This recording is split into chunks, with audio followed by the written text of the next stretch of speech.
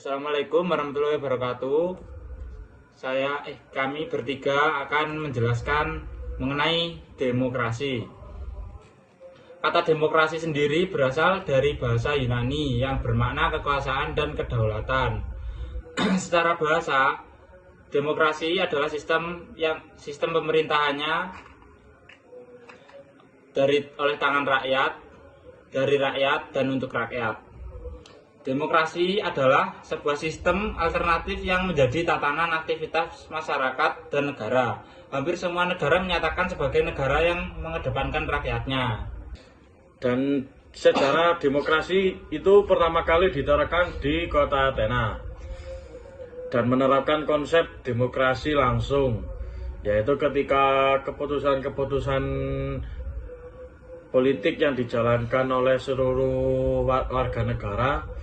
Akan tetapi warga negara yang dimaksud dan memiliki hak mengambil keputusan politik itu hanyalah dari warga Yunani yang memiliki kasta tertinggi.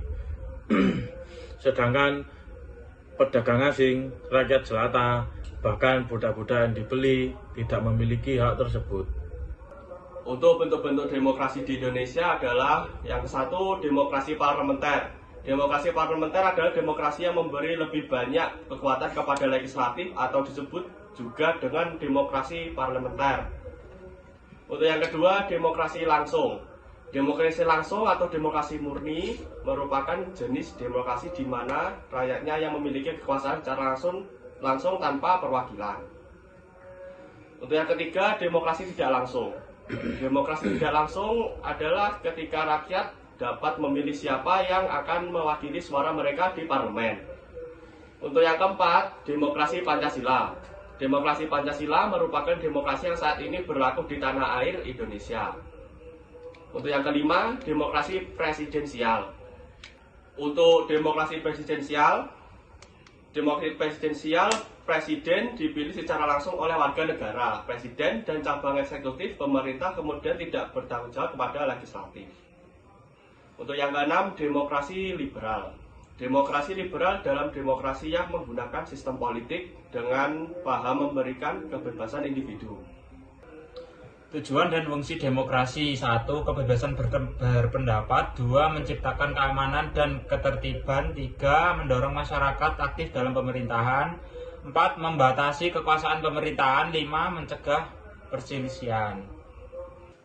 Prinsip-prinsip demokrasi adalah prinsip demokrasi dan prasyarat dari berdirinya negara. Demokrasi telah diakomodasi dalam konstitusi Negara Kesatuan Republik Indonesia. Menurutnya, prinsip-prinsip demokrasi adalah 1. Kedaulatan masyarakat, dan 2. Pemerintahan berdasarkan persetujuan dari yang diperintah. 3. Kekuasaan mayoritas, dan 4. Hak minoritas. Asas pokok demokrasi.